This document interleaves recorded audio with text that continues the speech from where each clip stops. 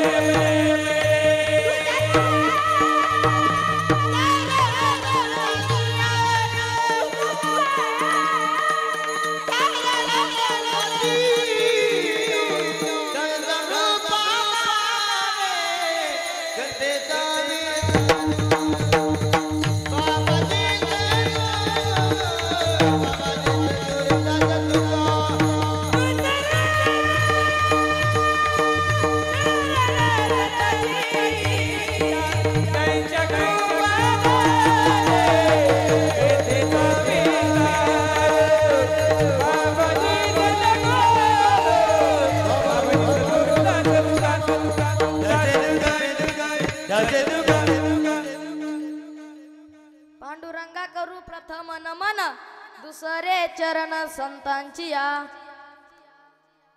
श्री गुरु चरण सरोज निज मन मुखुर सुधारी बरहुन रघुवीर विमल जोदायक फलचारी बुद्धिहीन तनु जानिके सुमिरो पवन कुमार बल बुद्धि विद्या देहु मोहि हरवु कलेस विकार ज्ञानेशांची ज्ञान मूर्तिम साक्षात प्रेम स्वरूपिणीं नामदेवतयां नाथ वंदे पुनः पुनः वैराग्यासे परम मूर्तिं देहु क्षेत्र निवासिनीं तुकाराम महाराष्ट्र भक्तराज चतुष्टकम् ओम नमो ज्ञानेश्वर ज्ञानेश्वर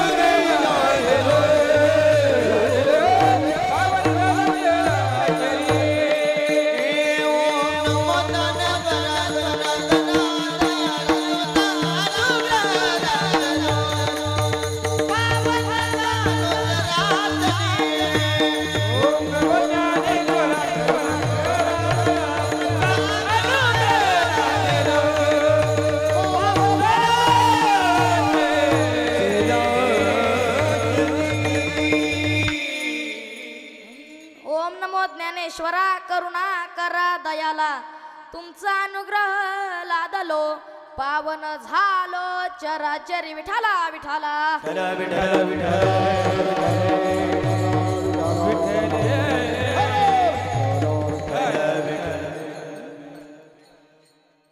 किंवा मस्तक हे पायावरे मस्तक हे पायावरे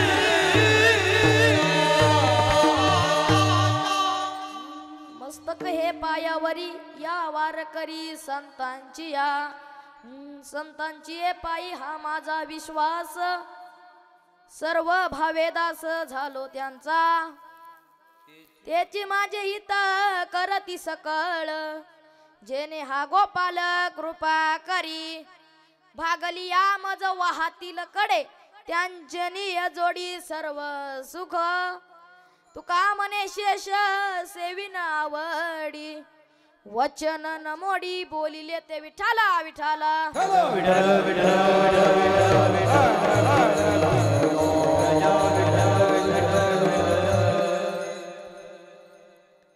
प्रस्तुत प्राप्त प्रसंगी प्राप्त वेळी प्राप्त स्थळी कीर्तन रूपी सेवे करता निवडलेला भंग संत सम्राट विश्ववंदे महाराष्ट्र भूषण देहूचे सुप्रसिद्ध साधू वैराग्याचे मूर्तिमंत पुतळे अरे वारकरी संप्रदायाचा कळस्थानी विराजमान असणारे परमार्थातील सर्वाच्च मान मिंजू पंचम पुरुषार्थ पंचम वेद अरे निर्माते जगाचा संसार सुखाचा व्हावा म्हणून आपल्या संसाराची राख रांगोळी करणारे स्वराज्य संस्थापक छत्रपती शिवाजी महाराजांचे आद्यगुरु जगत माननीय जगत वंदनीय असे असणारे श्रीमंत श्री जगद्गुरु तुकोबाराय यांचा 4 चरणाचा उत्कृष्ट असा आपल्या सर्वांच्या परिचयातील भंग आजच्या सेवे करता निवडलेला आहे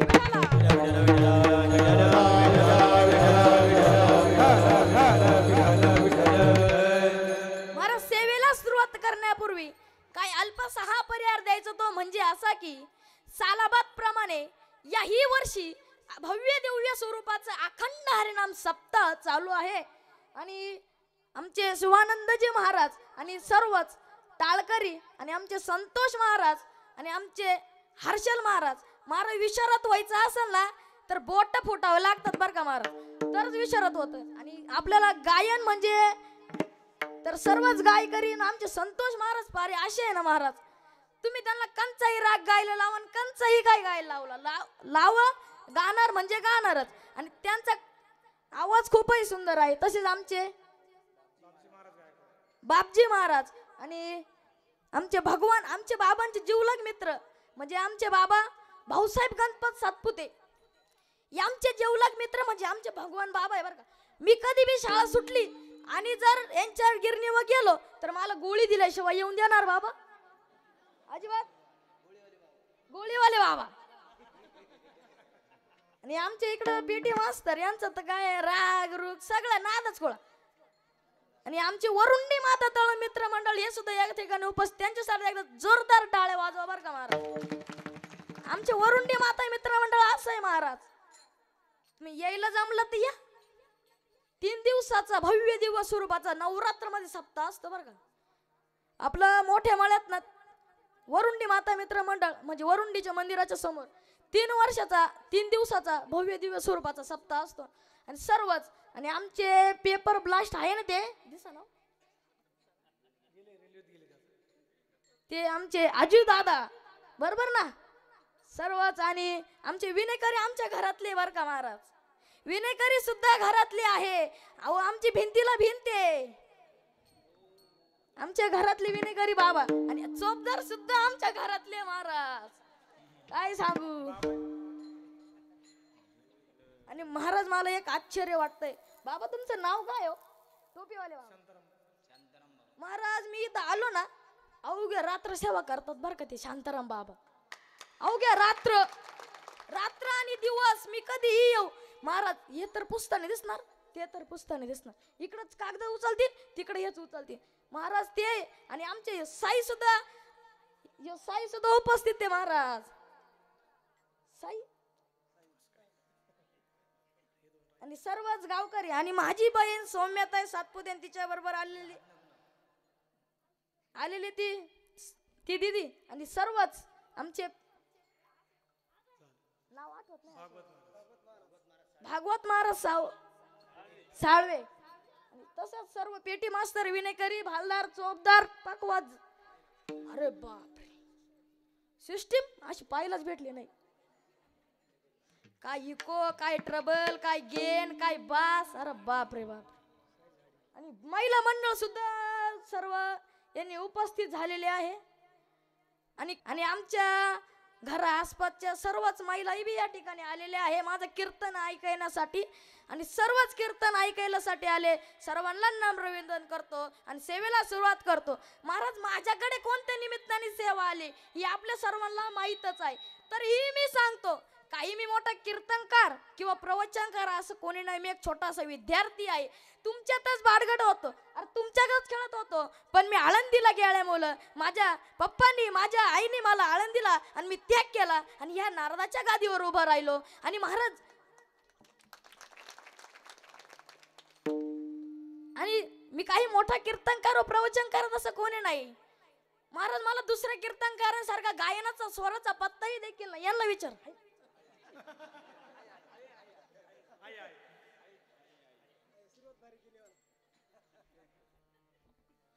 गायनाचा स्वराचा पत्ताही देखील नाही असा माझा काही अभ्यास नाही. पण महाराज श्री गुरु सारिका हस्तापाठी राखा इतरांचा लेखा कोण करी. महाराज गुरुवर यांची कृपा असल्यावर मी का बोलू शकणार नाही.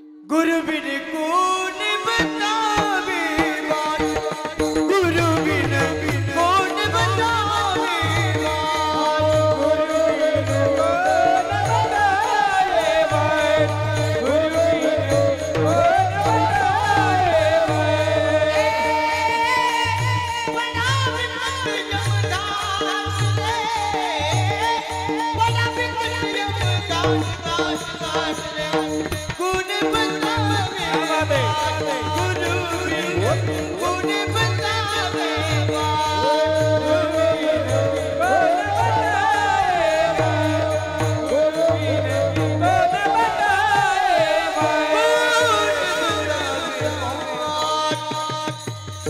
महाराज कीर्तन आणि आमचे हार घेऊन डायरेक्ट आले बरं का. आणि तुम्हाला जर कधी रात्री नेमा रात्री कधी सरपंच जर लागलं ना अहो महाराज आम्ही होळी होती आमची होळी आत्ता होळी माहिती ना. नाही नाही कोजागिरी पौर्णिमा होती बरोबर ना. कोजागिरी पौर्णिमाला गेले बा पोर रात्री निम्म्या रात्री सरपण आणायला. दूध कुठून गोळा करायचं काय कुठून आणायचं गेले बा सरपण आणायला. सरपण घेऊन आले म्हणलं कुठून आणलं म्हणून ओळखून घेतलं. मग तेवढ्यातच सरपण हाय बा. मग तसेच आणि महाराज कीर्तनात प्रत्येक कीर्तनकाराचा अभ्यास त्यांना काही विचारा ते आमचे नाव नाही घेत जाऊ द्या. तसेच सर्वच टाळकरी माळकरी विनेदारी यांनाच न समजतो. आणि महाराज गुरूंची कृपा असल्यावर मी काय बोलू शकणार नाही. माऊलींनी त्या निरभृत प्राण्यावर कृपा केली तर त्याची वर्षातून 2 वेळेस यात्रा भरत असते बरं का महाराज. त्याची वर्षातून 2 वेळेस यात्रा भरत असते. तसं महाराज बघा टेपच्या मशीनला करंट दिलेला आहे. कॅसेट त्या मशीन मध्ये फिरते परंतु आवाज ते बाहेर छोट्याशा साऊंडद्वारे बाहेर जातो. तसं मला गुरुजींचा करंट दिलेला आहे. कॅसेट त्या मशीन मध्ये फिरते मी बोलतो एक तो साधारणसा साऊंडच बोलतोय विठाला विठाला.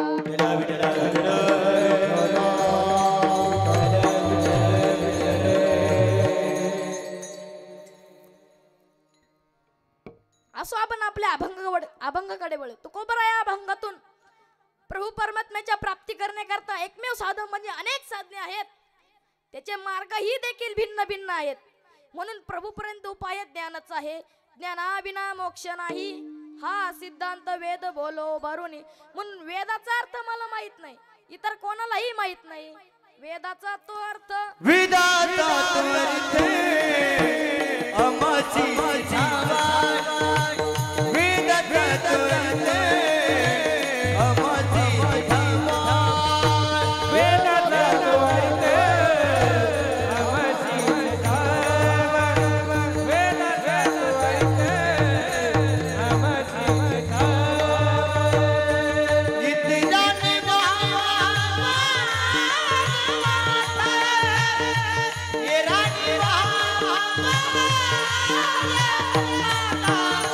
वेदाता तो अर्थ अमाची जावा वेदाता तो अर्थ अमाची जावा वेदाता तो अर्थ अमाची जावा वेदाता तो अर्थ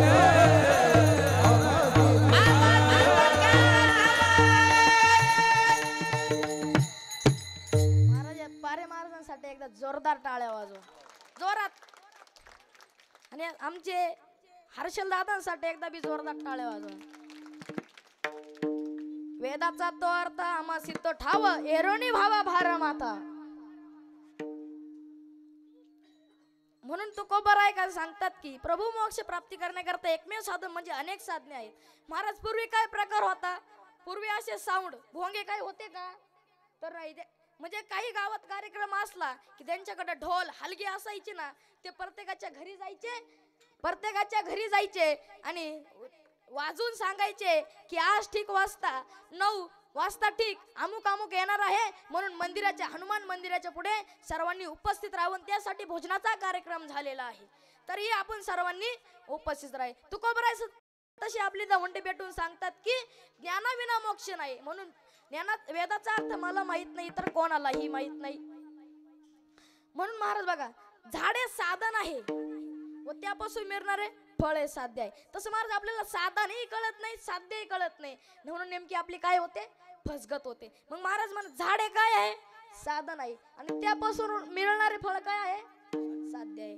तसं महाराज आपल्याला प्रवास करायचा आहे, आपल्याला ज्या ठिकाणी जायचं ते आपलं साधन होईल, आणि आपली गाडी काय आहे? साध्य. तसं महाराज साधनाशिवाय साध्याची प्राप्ती होत नाही, तसं कारणाशिवाय कारण घडत नाही. तसं महाराज साधनही कळत नाही आणि साध्यही कळत नाही, म्हणून आपली फसगत होते. म्हणून आठवलं म्हणून एक दृष्टांत सांगतो. भजन करा विठाला.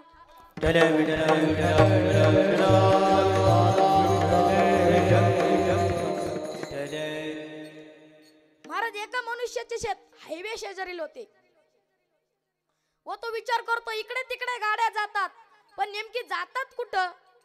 मग ह्याने विचार केला आपणही कुठेतरी लांब फिरायला गेलं पाहिजे, आपणही कुठेतरी लांब फिरायला गेलं पाहिजे.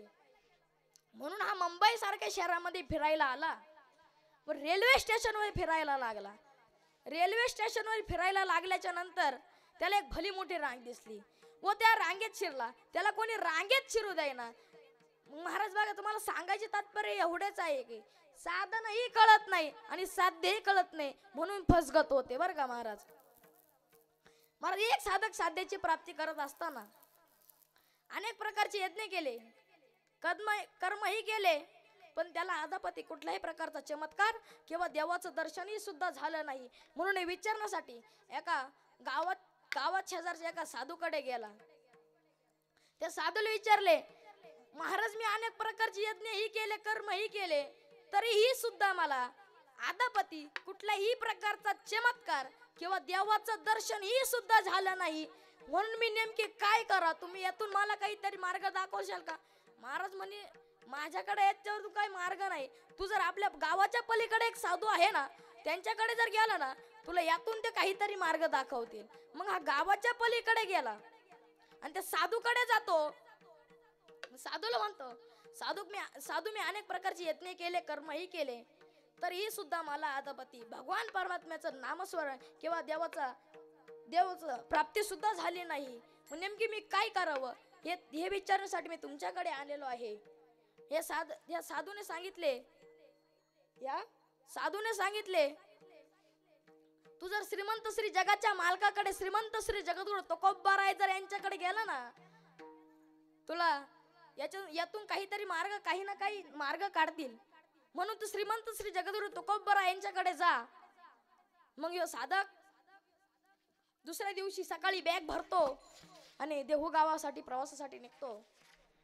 देहू गावासाठी प्रवासासाठी निघाला असताना त्याला वाटेत काही अनोळखी माणसं भेटतात. त्यांनी एकमेकांना जेहेर वगैरे घातलात आणि विचारले, आपण कुठे निघाले आहेत? कारण का महाराज धोत्रावाले होते ना, आपण कुठे निघाले आहेत? तेव्हा त्या साधकाने सांगितले की महाराज मी अनेक प्रकारचे यज्ञ केले, कर्मही केले, तरीही सुद्धा मला आदापती कुठल्याही प्रकारचा चमत्कार किंवा देवाचं दर्शन ही सुद्धा झालं नाही. म्हणून मी नेमकी काय करावं हे विचारण्यासाठी जगाच्या मालकाकडे श्रीमंत श्री जगद्गुरु तुकोबराय यांच्याकडे निघालेला आहे. हे यातून काहीतरी मार्ग काढतील. मग हा एवढं बोलून त्या साधकाने सांगितलं, तुम्हाला कोणाकडेही जाण्याची गरज नाही, तुम्ही यज्ञ करा, कर्मही करा, तुम्हाला नक्कीच देव भेटल्याशिवाय राहणार नाही. मग हा एवढं बोलून देहू गावामध्ये येतो. देहू गावामध्ये आल्याच्या नंतर एका साधकाला विचारले की इथे तुम्हाला श्रीमंत श्री जगद्गुरु तुकोबराय यांचे घर माहित आहे का? तेव्हा त्या साधकाने सांगितले, इथून सरळ जा आणि ते शेवटचे घर आहे ना, ते श्रीमंत श्री जगद्गुरु तुकोबारायांचे जगाच्या मालकाचे घर आहे महाराज. मग सरळ जातो आणि तुकाराम महाराज घराच्या बाहेरच बसले होते. जातो आणि साष्टांग दंडवत घालतो श्री संतांची या माथा चरणावरी. साष्टांग करी दंडवत दंडवत साष्टांग करी दंडवत.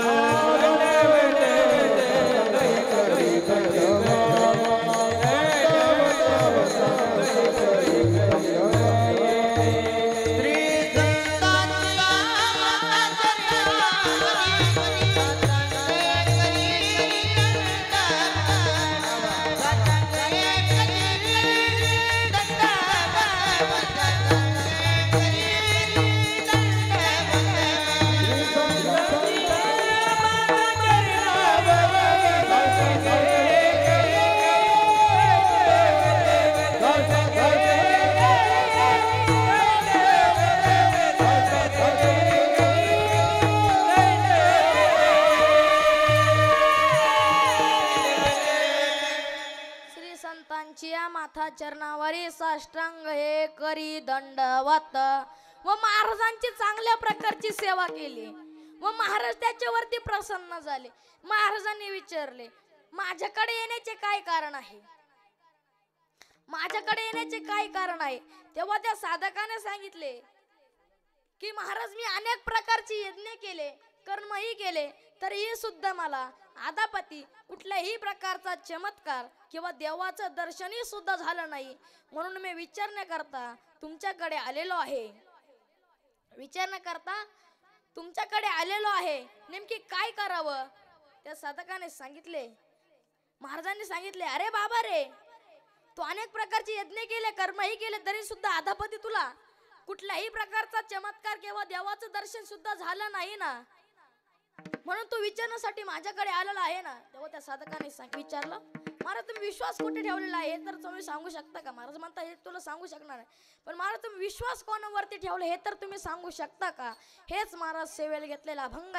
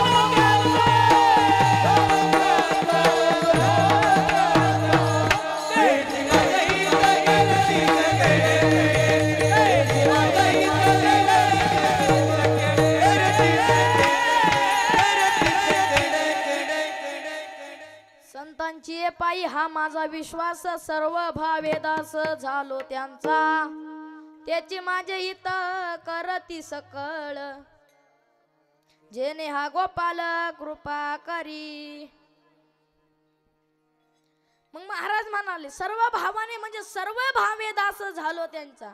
सर्व भावाने म्हणजे मधल्या थोरल्या धाकट्या भावाने नाही तर अशा प्रकारचा भाव न घेता आपण देवाचं दर्शन झालं घेतलं पाहिजे.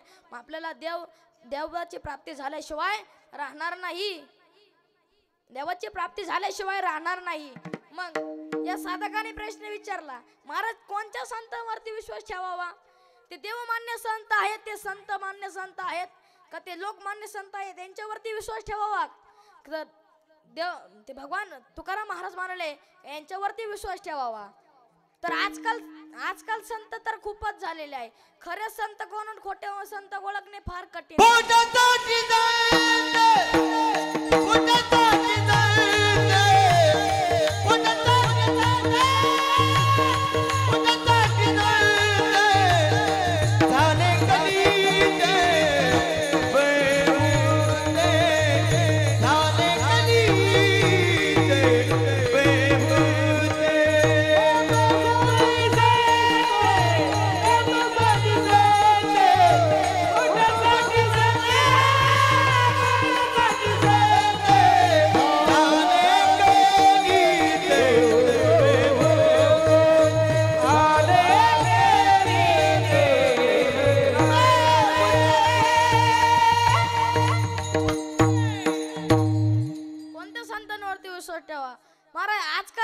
कलियुगामध्ये खरं संत कोण आणि खोटे संत ओळखणे फार कठीण झालेले आहे बरं का. कावळा आणि कोकिळा दिसायला जरी सारखा असला त्याचे वर्म मात्र वेगवेगळे आहे. राजहंस पक्षी आणि बदक पक्षी दिसायला जरी सारखा असला त्याचे वर्म मात्र वेगवेगळे आहे. मग तसे महाराज खरे संत कोण आणि खोटे संत कोण हे ओळखणे फार कठीण झालेले आहे. म्हणून महाराज आठवलं म्हणून एक दृष्टांत सांगतो. महाराज बघा जसा वरून कीर्तनकार वातून तमाशा वरी भगवा झाला वरी भगवा झाला वरी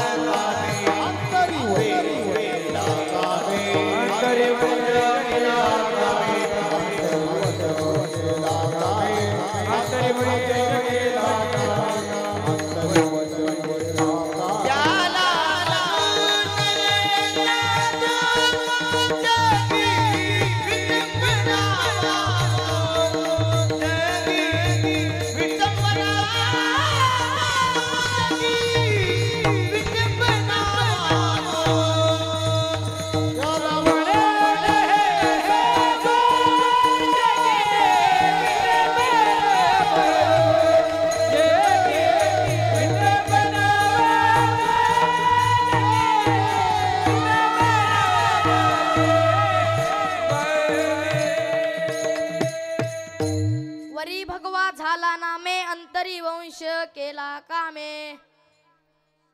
महाराज आजकाल संत तर खूपच झालेले आहे. आठवलं म्हणून एक दृष्टांत सांगतो बर का. मुंबईमध्ये एक सिनेमा टॉकीज जवळ एक आंधळी येऊन बसायचा. रोजच्या प्रमाणे एक साहेब त्याला 10 रुपयाची नोट देऊन जायचा बर का. 10 रुपयाची नोट देऊन जायचा आणि याही दिवशी बदली आंधळा येऊन बसला. बदली आंधळा येऊन बसला आणि रोजच्या प्रमाणे त्या साहेबांनी त्याला 10 रुपयाची नोट दिली आणि पुढे निघून गेला. या आंधळ्याने आपले हळूच डोळे उघडले व पाहिले ही नोट 10 रुपयाची गुळगुळीत झालेली आहे. ही चालणार नाही म्हणून त्याने ते डोळे झाकले आणि साहेबांना आवाज दिला, साहेब इकडे यावं. तुम्ही जी मला 10 रुपयाची नोट दिलेली आहे ना ती गुळगुळीत झालेली आहे, ती चालणार नाही. मग साहेब म्हणाले तुला समजले कसे. तेव्हा तो म्हणतो महाराज एखाद्या कीर्तनकाराला तारीख आलेली आहे व तो त्या तारखेला जाऊ शकला नाही, तो दुसऱ्या कीर्तनकाराला पाठवतो. तसं मी बदलीवर आंधळा आलेला आहे. मग खरा आंधळा कोठे आहे. खरा आंधळा सिनेमा पाहिला पिक्चर थिएटर मध्ये आतमध्ये गेलेला आहे. मग महाराज बघा तोही आंधळा नाही आणि ह्योही आंधळा नाही. आता मग महाराज संतांची पण स्थिती अशीच झालेली आहे. तुका म्हणे धन न भेटती हिऱ्या हीची साधूची लक्षण. किंवा शंकराचार्य सुद्धा म्हणतात की त्यांच्या अंगावरती दया क्षमा शांतता आहे त्यांना संत म्हणावे. जे करणे गाजणे त्याचे म्हणे जो आपुले. जे करणे गाजणे त्याचे म्हणे जो आपुले.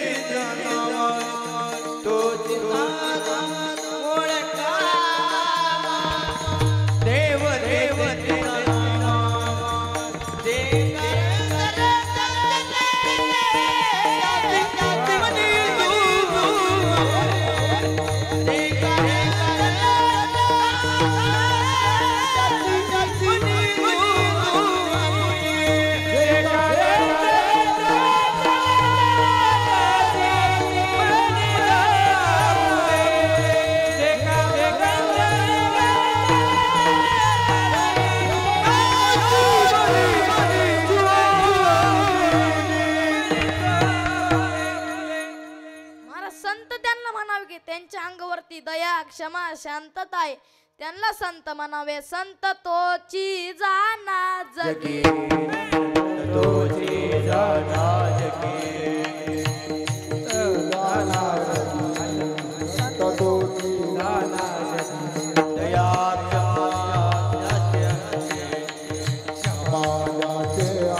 दया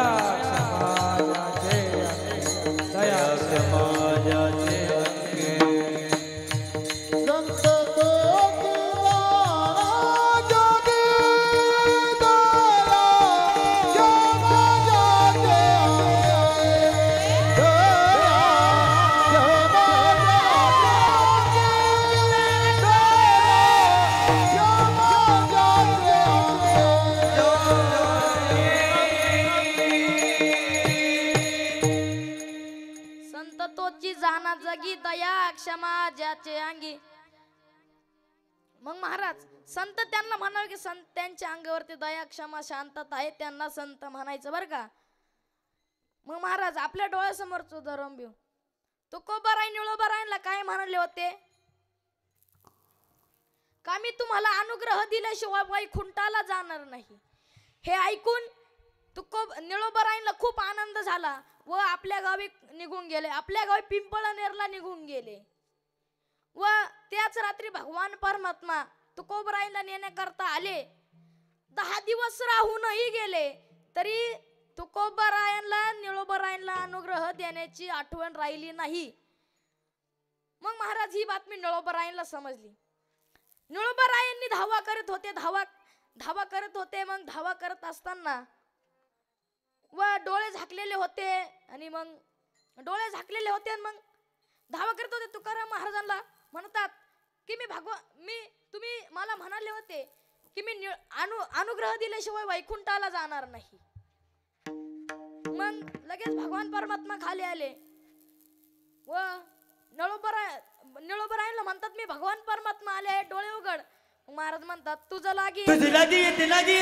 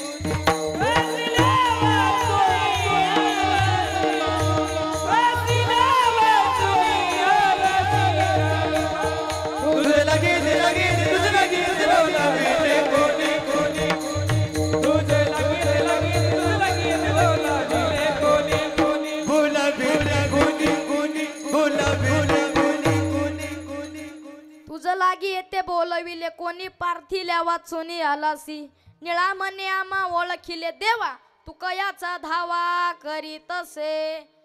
मग तुकाराम महाराज भगवान परमात्म्याला म्हणतात तुला येते कोणी बोलावले आहे का, तुला कुठल्या प्रकारचं आमंत्रण आलं होतं का. म्हणजे देव म्हणतो मी भगवान परमात्मा आहे, तू मला ओळखत नाही का. म्हणतो मी माझ्या तुकोबरायला सोडून मी कोणालाही ओळखत नाही. मग मी तुकोबरायांचा धावा करत आहे कारण का तुकोबराय मला म्हणाले होते की मी अनुग्रह दिल्याशिवाय वैकुंठाला जाणार नाही. मग लगेच भगवान परमात्मा वैकुंठाला गेले आणि सर्व तुकोबरायांना हकीकत सांगितली आणि तुकाराम महाराज लगेच भूतलावरती आले.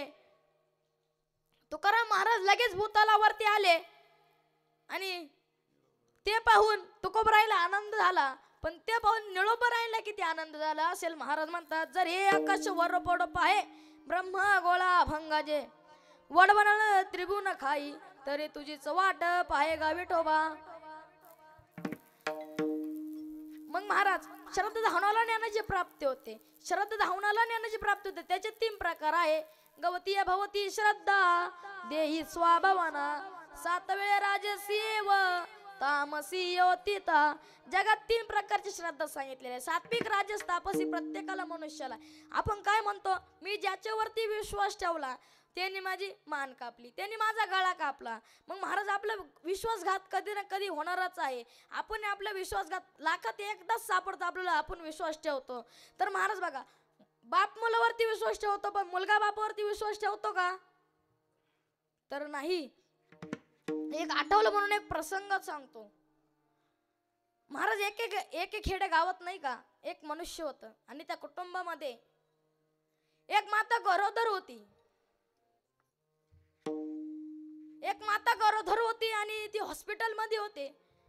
त्या बापाला मुलगा झाला म्हणून त्या बापाला समजलं.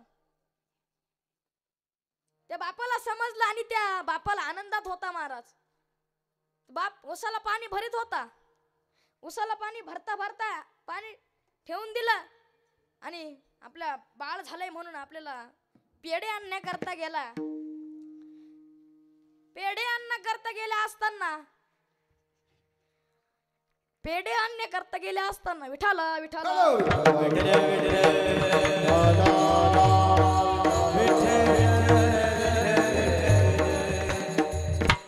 पेढे आणण्याकरता गेले असताना त्याला एका पेढे घेतले आणि दवाखान्याच्या दिशेने जात होता. महाराज दवाखान्याच्या दिशेने जात असताना तो घाई गडबडीत होता, त्याला आनंद झालेला होता महाराज.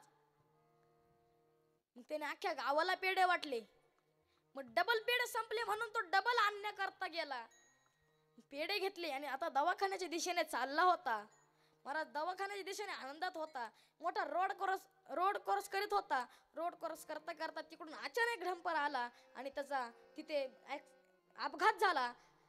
अपघात झाल्यानंतर तो काही दिवस त्याला दवाखान्यात नेले. तो खूप सिरियस होता आणि काही दिवसानंतर तो मरण पावला. त्या मातेने सांगितले देवा एकीकडे दुःख मी एकीकडे सुख बी का रे देवा असं. मग त्या मातेला घरी आणले. त्या मुलाची बालवाडी झाली, 1ली झाली, 2री झाली, 3री झाली, 4थी झाली, 5वी झाली, 12वी आणि 11वी. 12वी झाली आणि तो इंजिनिअरच्या परीक्षेमध्ये गेला. महाराज त्या बाळाला लहानपणापासून त्या मातेने काही कमी पडू दिलं नाही. होतं तेवढं तुला लागत आहे तेवढं माग. तू शब्द पडायचा उशीर की त्या मातेने द्यायचा उशीर, त्या मातेने द्यायचा उशीर. मग महाराज इंजिनिअरची परीक्षा जवळ आली. इंजिनिअरच्या परीक्षेमध्ये या बाळाने म्हणजे या मुलाने भाग घेतला आणि इंजिनिअरच्या परीक्षेमध्ये भाग घेतल्याच्या नंतर त्या एका सर्वच त्या कॉलेज मधल्या विद्यार्थ्यांना सांगितले की उद्या आपापल्या वडिलांना घेऊन आपल्या शाळेत मीटिंग आहे, कॉलेजमध्ये मीटिंग आहे, सर्वांनी तिथे यायचं आहे. ह्यात मुलगा कांच्या तोंडाने सांगणार हो महाराज त्याच्या आईला. मग ते सांगितलं नाही. 2ऱ्या 3ऱ्या दिवशी इंजिनियरची परीक्षा जवळ आली. इंजिनियरची परीक्षेचं पुस्तक घेण्यासाठी त्याच्याकडे पैसे नव्हते. मग तो शाळेतून घरी आला. शाळेतून घरी आल्यानंतर एका कोपऱ्यात जाऊन बसला. कोपऱ्यात गेल्याच्या नंतर त्याला आईला वाटलं आपल्या बाळाला काहीतरी कमी पडलंय. आजपर्यंत त्याला कधीच काही कमी पडू दिलं नाही. आपल्या बाळाला कमी पडलंय. बाळाला म्हणती, बाळा जेवून घे, तुला काय कमी पडलंय मला माहिती आहे, तू आधी जेवून घे. मग बाळ जेवलं. व विचारलं, तुला काय कमी पडलंय? मातेने सांगितलं की महाराज आई, मी इंजिनियरच्या परीक्षेमध्ये भाग घेतलाय. मला इंजिनियरच्या परीक्षेमध्ये पास व्हायचंय. मला मोठा इंजिनियर व्हायचं आहे. मला पास व्हायचंय म्हणून ते पुस्तक घेण्यासाठी मला पैसे लागत होते. मग त्या बाळाला ते पैसे दिले. बाळाने इंजिनियरचं पुस्तक आणलं. खूप अभ्यास केला. इंजिनियरची परीक्षा जवळ आली. इंजिनियरची परीक्षा जवळ आल्याच्या नंतर आता महाराज त्याचे इंजिनियरच्या फॉर्म भरण्यासाठी पैसे नव्हते. मग डबल हा एका कोपऱ्यामध्ये जाऊन बसला. बाळा आईने विचारलं, तुला काही कमी पडलं आहे का? कोपऱ्यात नको बसत जाऊ रे. त्या माईने सांगितले. तेव्हा त्या बाळाने सांगितले की मी इंजिनियरच्या परीक्षेचा खूप अभ्यास केलाय. मला इंजिनियरच्या परीक्षेत पास व्हायचंय. मग मला त्याची फी भरण्यासाठी पैसे नाही ग आई. मग महाराज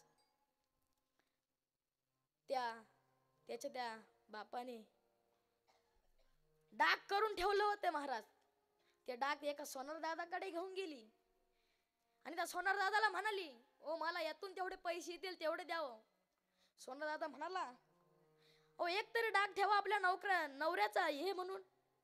तेव्हा त्या मातेने सांगितलं, ओ माझा नवरा, मी हे डाक ठेवून माझा नवरा मला डबल भेटणार आहे का? मग त्या मातेने ते पैसे घेतले. ते पैसे घेतल्याच्या नंतर त्या बाळाला इंजिनियरच्या परीक्षेत फी भरण्यासाठी पैसे दिले. बाळ मोठा इंजिनियर झाला आणि एका म्हणजे बाहेर गावी राहायला गेले. त्याला तिकडे काम आले. तो बाहेर गावी राहायला गेला. तिकडे घर घेतलं, जागा घेतली व तिकडे राहायला गेले. आणि महाराज काही 10-1 वर्षानंतर त्या मातेला तो टीबीचा आजार झाला. खूप खोकला येत होता. आणि महाराज त्या मुलाचे एका सोसायटी बरोबर मुली बरोबर लग्न झाले. महाराज 10 वर्ष झाले. महाराज एका असं महाराष्ट्रातील एक हॉस्पिटल नाही का त्या हॉस्पिटल मध्ये ती माता गेली नाही, असं ते हॉस्पिटल नाही. मग त्या सोसायटीत त्या मुलीनं सांगितलं, तो मुलगा कामावरून आला आणि त्या मुलीनं सांगितलं, एक तर तुमच्या आईला तरी इथून जाऊ द्या, नाही तर मला तरी इथून जाऊ द्या.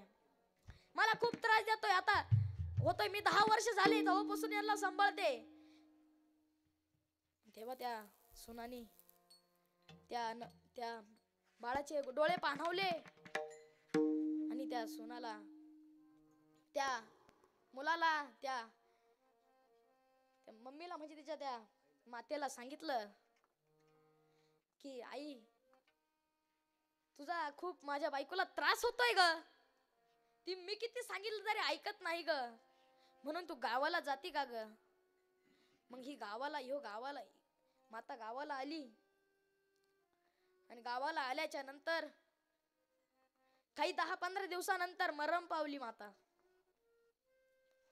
काही 10-1 दिवसानंतर मरण पावली माता. आणि ही बातमी त्या गावकऱ्यांनी त्या इंजिनियर पोराला सांगितलं. ते इंजिनियर काय म्हणलं माहिती आहे का महाराज? मी एका मीटिंग मध्ये बिझी आहे, तुम्ही तिचा अंत्यविधी करून घ्या आणि मी फोन पे वरती पैसे पाठवतो महाराज.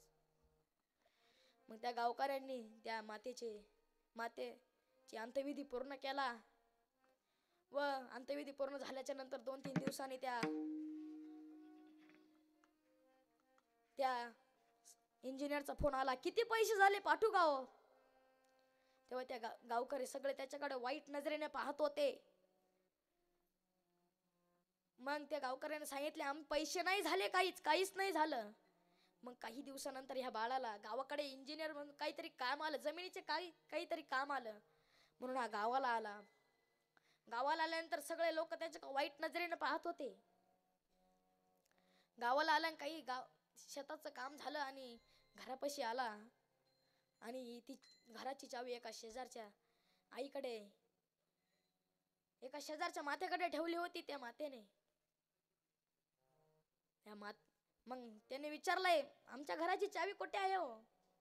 तेव्हा म्हणतो माझ्याकडे चावी आहे. मग घेतो चावी घेतो आणि रूम खोलतो. पुढच्या समोरच्या टेबलावरतीच लिहून ठेवलं होतं, चिठ्ठी लिहून ठेवली होती. बाळा ज्या वेळेस तू जन्मलास ना त्यावेळेस तुला डोळे नव्हते रे बाळा, तेव्हा माझे डोळे काढून मी तुला दिलते. पण माझ्या बाळाला असे जग कस काय पाहायला भेटलं असतं म्हणून मी माझे डोळे काढून तुला दिलते रे बाळा. म्हणून तो बाळ म्हणतो आई मी कसं मागू ग तुला, आई तुला मी कसं मागू ग, आई मला आधी सांगायचं ना काय असं होतं ना. मग महाराज खऱ्या अर्थानं जोपर्यंत मायबाप आहे ना तोपर्यंत हिरव राहते. म्हणजे आणि एकदा मायबाप गेले ना वनवा पेटल्याशिवाय राहत नाही. वनवा पेटल्याशिवाय राहत नाही. महाराज बघा जसं आपला पाऊस पडला तर गवत कसं असतं हिरवं असतं आणि ऊन पडल्यावर कसं असतं वाळतं. तसं महाराज जोपर्यंत माईबाप आहे तोपर्यंत हिरव राहते. एकदा माईबाप गेल्याच्या नंतर वनवा पेटल्याशिवाय राहणार नाही. म्हणून महाराज त्या जन्मदात्या बापाला विसरू नका, जन्मदात्या आईला विसरू नका. मिळणार नाही पुन्हा आई बापाची माया, मिळणार नाही तुला आई बापाची माया, मिळणार नाही आई बापाची माया, मिळणार नाही आई बापाची माया.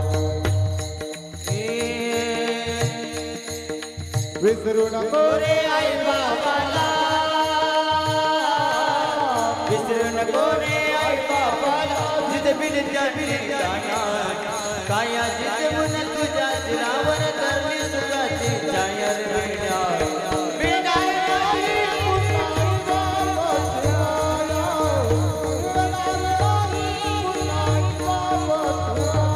तुझे मिळेल बघला गाडी माडी मोटर गाडी, आई बाप मिळणार नाही जाण राहू दे थोडी, आई बाप मिळणार नाही जाण राहू दे थोडी, बाप मिळणार नाही जाण राहू दे थोडी, आई बाप मिळणार नाही जाण राहू दे थोडी. म्हातारपण आई बापाला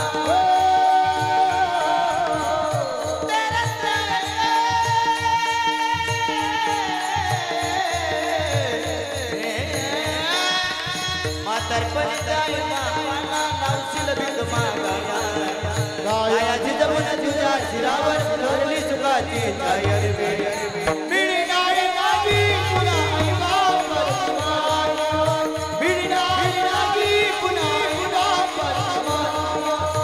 आई बापाची माया. विसरू नको रे आई बापाला. महाराज खरंच आई बापाला विसरू नका. महाराज कवी सुंदर म्हणून जातात रे, मेल्यावरती रडतो कशाला, उगीच ताण नको देऊ कशाला, नको देखावा दाऊ जगाला, मोडला नाही कधी रुपया दुःखाला, मी तुला पाहून प्राण सोडिले रे बाळा, तुनी राई पाणी वाजिले. महाराज खरंच त्या जन्मदात्या आई बापाला विसरू नका हो. महाराज आपला जन्म झाला ना तेव्हापासून आपला बाप कष्ट करतोय. बाप करी जोडी बाप करी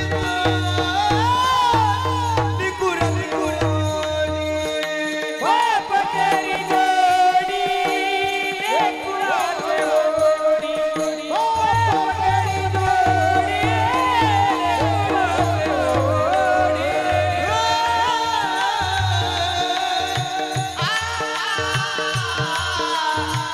बाप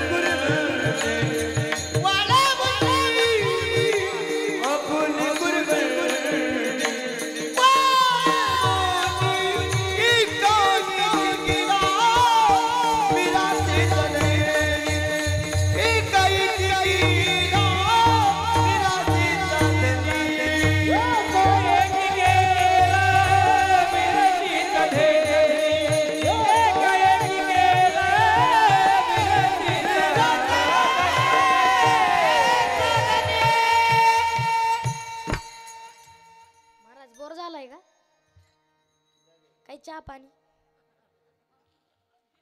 काय नाश्ता, जेवण थोडं कमीच केलं असेल तुम्ही आहे ना.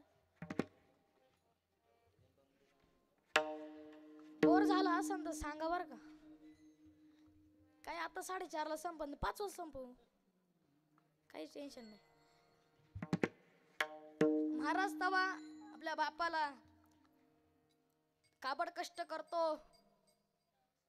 महाराज आपल्या मुलाचं शिक्षण उच्च पदावरती जावतो त्या म्हणून आपला बाप फाटकी चप्पल वापरतो महाराज.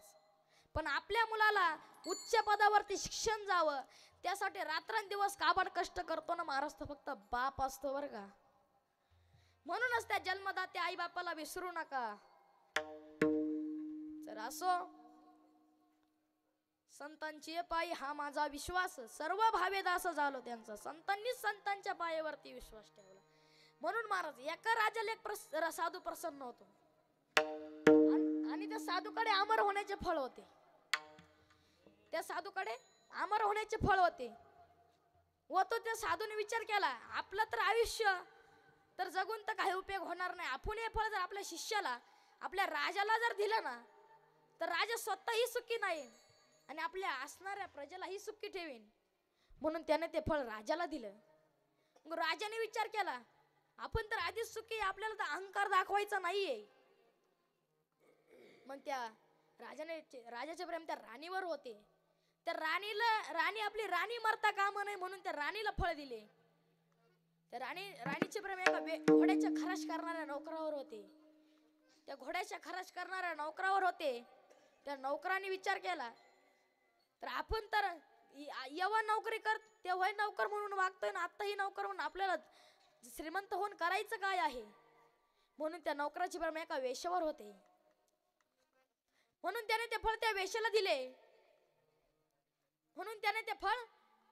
दिले. आणि वेश्या मरता कामा नये म्हणून त्या वेश्याने विचार केला, तर आपलं आयुष्य तर पाप करण्यातच गेलेलं आहे, आपण जगून काही उपयोग होणार नाही. मग तिने विचार केला, आपण जर हे फळ राजाला जर दिलं तर राजा स्वतःही सुखी राहील आणि असणाऱ्या त्या प्रजेलाही सुखी ठेवेन. म्हणून त्याने ते फळ त्या राजाला दिलं. राजाने विचारलं, तुला हे फळ कोणी दिलेलं आहे? तेव्हा तो म्हणतो, तुमच्या नौकरांनी दिलेलं आहे. नौकराला राजवाड्यात बोलवलं. नौकराला विचारलं, तू हे याला फळ का दिलेले आहे? तुला हे फळ कोणी दिलेलं आहे? तेव्हा ते सांगतो, मला राणीने हे फळ दिलेलं आहे. राणीला राजवाड्यात बोलवलं. राणीला विचारलं, तू याला फळ का दिलेलं आहे? राणी म्हणते, माझ्या प्रेम त्याच्यावरती आहे. मग आता मला सांगा, आपल्या लौकिक करता आपण कधीही विश्वास ठेवायचा नाही. आपला कधी ना कधी विश्वासघात होणार आहे. आपण विश्वास जर संतांच्या पायावरती ठेवला तर हेच महाराज सेवेला घेतलेल्या अभंगाच्या 2ऱ्या चरणात सांगतात,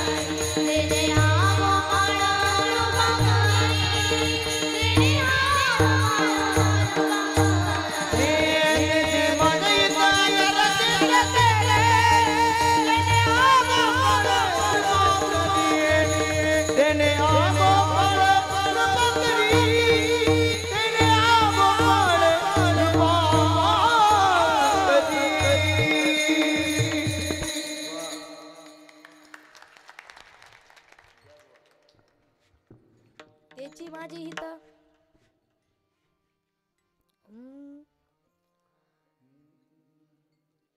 विठ्ठल विठ्ठल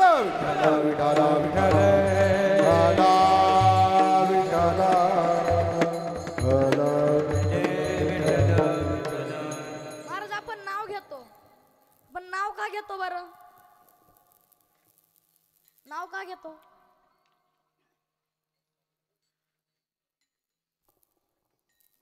नाव का घेतो महिला मंडळ नाव का घेतो आपला भेटलेला पती म्हणून राहावा म्हणून नाव घेतो का का भेटलेला पती खाल्ल्या वाड्याला बोला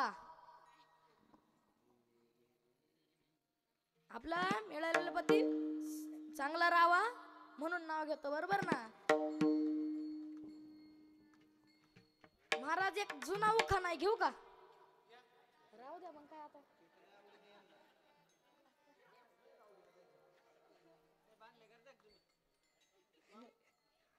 ए बरं घेऊ का नक्की का आजी पापर का आधी केली बारशी पैठण केल्या गेल्या वर्षी पैठणची माता कवर पंढरपूरला जायची आवाज पंढरपूरला विठ्ठल जोखमायचा जोडा पाव कैकडी महाराजांचा मठ पाव कैकडी महाराजांच्या मठाला घालते मी वाडा पुढं आला वाकडीचा वाडा वाकडीच्या वाड्याला सोन्याची हलगी पुढं आली मुक्ताबाईची पालखी मुक्ताबाईच्या पालखीला सोन्याचा तुडा पुढं आला गोपालपुरा गोपालपुरात आळंदीला जायची वेळ आळंदीला थोरथोर साधू संत थोरथोर साधू संतांची करते मी सेवापती म्हणतो काशीला केव्हा काशीला केले 4 धाम नंतर गेले ब्रह्मागिरी नंतर गेले त्र्यंबकेश्वर पाशी मुक्कामराव हवा ललिताची पाहू शिर्डी साईबाबाला जाऊ शिर्डी साईबाबा पाशी धनुष्यबाण मुंबईमध्ये मुंबई देवी छान मुंबईत भरली मंत्र्यांची सभा आणि आमच्या हर्षल महाराजांच्या मागे परमेश्वर उभा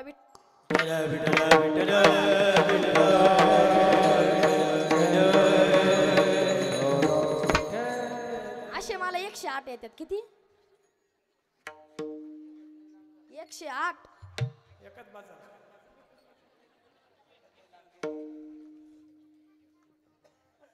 असो महाराज आपला चांगदेव महाराज सर्वांच्या परिचयात आहे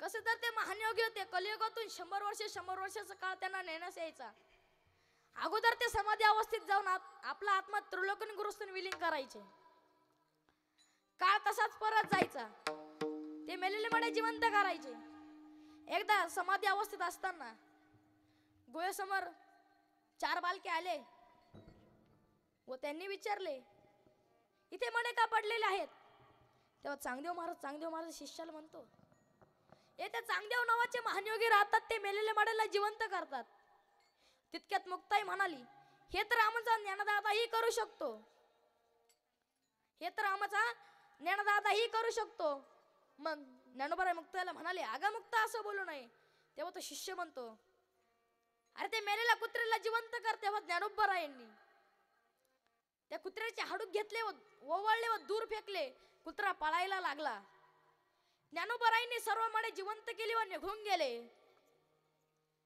ज्ञानोबरायांनी सर्व मडे जिवंत केली व निघून गेले मग चांगदेव महाराज आपल्या समाधी अवस्थेतून उठले आणि त्याच्या शिष्याला विचारतात इथे मडे होते ते कुठे गेले तेव्हा तो म्हणतो इथे 4 बालके आले होते त्यांनी मडे जिवंत केले व निघून गेले चांगदेव महाराज म्हणाले हे किती 4 बालके नाही ना त्यांनी मुक्या रेड्याच्या मुखातून वेद बोलवले मग चांगदेव महाराज पत्र लिहायला लागले पत्र लिहावा तर आपल्यापेक्षा ज्ञानाने मोठे आहेत दंडवत लिहावा तर आपल्यापेक्षा लहान आहेत मग त्यांनी ते तसेच ते कोरे पत्र पाठवले मुक्ताई म्हणाली चांगे 1400 वर्ष जगला पण कोरा तो कोराच राहिला मग ज्ञानोबराय मुक्ताईला म्हणाले अगा मुक्ता असं बोलू नाही मग ज्ञानोबरायांनी तो 65 ओव्यांचा ग्रंथ लिहिला तो म्हणजे चांगदेव 65 ग्रंथ होय मग आता मला सांगा अशा ग्रंथांचे आपण अधिकारी होऊ शकू का तर नाही दुसरी महत्त्वाची गोष्ट आपल्याला सकाळी चहा नाही मिळाला तर आपण जेवढं घर डोक्यावर घेतो एवढे योग्य लपट जीवन जगणारे आपण माणसं आपल्या सगळ्याच ग्रंथांची लायकी काय म्हणजे नोटीस जग नव्हे. महाराज म्हणतात पाण्यात तला मासा झोप घेतो कैसा. जावे त्याची मोच्या देवाकडे देवाकडे जावे त्याची मोच्या देवाकडे देवाकडे जावे त्याचे वंशा देवाकडे देवाकडे जावे त्याच्या वंशा देवाकडे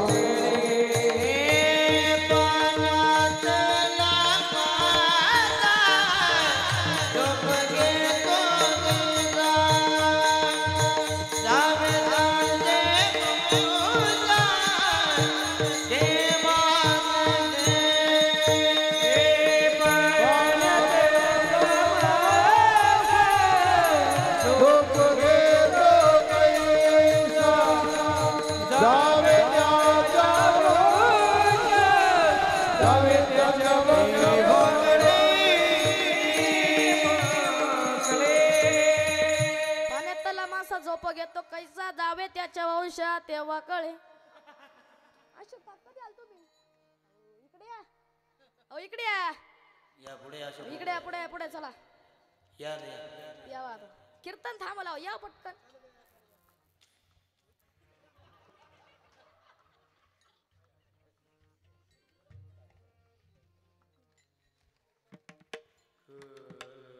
पाण्यात तला मासा झोप घेतो कैसा जावे त्याच्या वंशा तेव्हा कळे. महाराज रामायणामध्ये झालेला एक प्रसंग सांगतो. रावणाने सीतेला पळून आणलं पण मंदोदरी जरी आली पण मंदोदरी म्हणते सीता ही प्रतवृत्ती आहे प्रतवृत्तीचे हृदय जैसे पती वाचू नये. रावण चिंतेत बसला. काही लोकांनी रावणाने पण रावणाने कोणाचे हे ऐकले नाही. रावणाने कोणाचे हे ऐकले नाही पण रावणासारख्यांनी संतांच्या पायावरती विश्वास ठेवला तर आपण का ठेवू नाही. हेच महाराज सेवल घेतलेल्या अभंगाच्या तिसऱ्या चरणात सांग.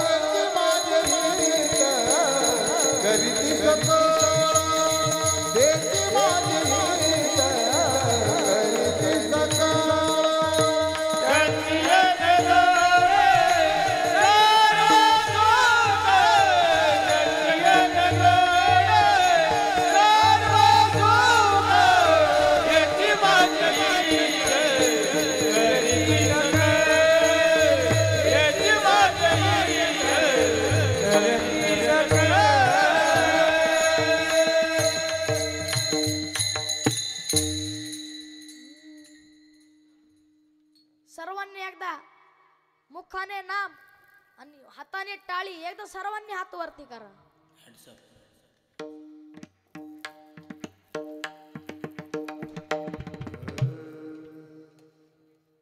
हाताने नाम आणि मुखाने टाळी ना मग कसं बोलला तर कीर्तन कळलं. कसं मुखाने नाम आणि हाताने टाळी त्या भगवान पंढरी परमात्म्याचं नाम सर्वन करो या विठ्ठल. Kumayi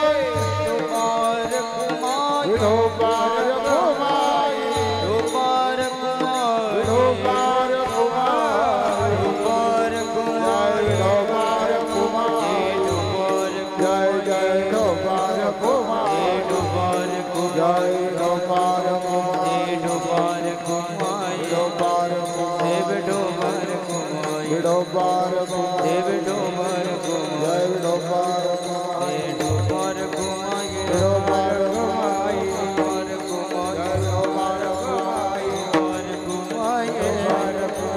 डोपार कुमाई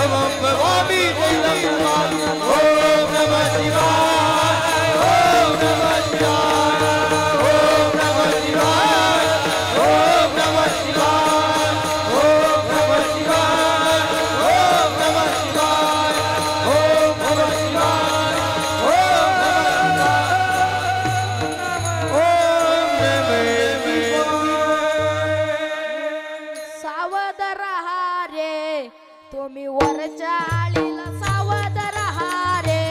हे सावध रहा रे, तुमच्या वरच्या आळीला सावध रहा रे.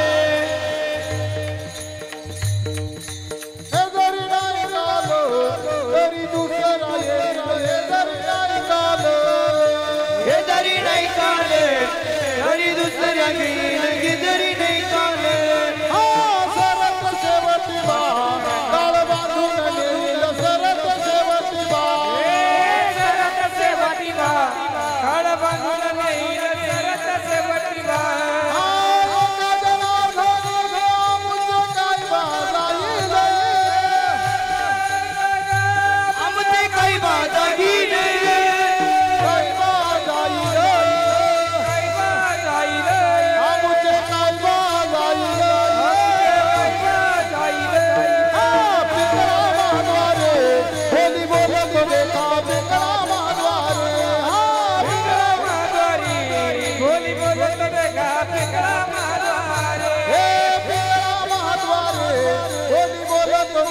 पिंगळा महाद्वार पिंगळा महाद्वारी खोली बोलत देखा पिंगळा महाद्वारी पिंगा ग बाई पिंगा ग ग कोणी दातात दात बन क्या ग कुनी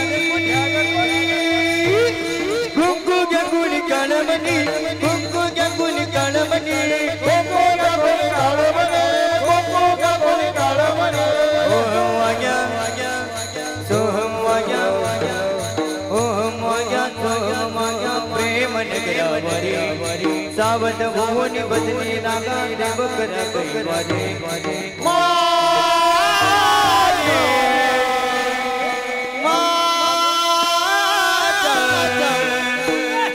मल्हारीची वारी बंगारीची वारी मल्हारीची वारी बंगारीची वारी मल्हारीची वारी बंगारीची वारी मल्हारीची वारी बंगारीची वारी पिंगा ग बाई पिंगा ग पिंगा ग बाई पिंगा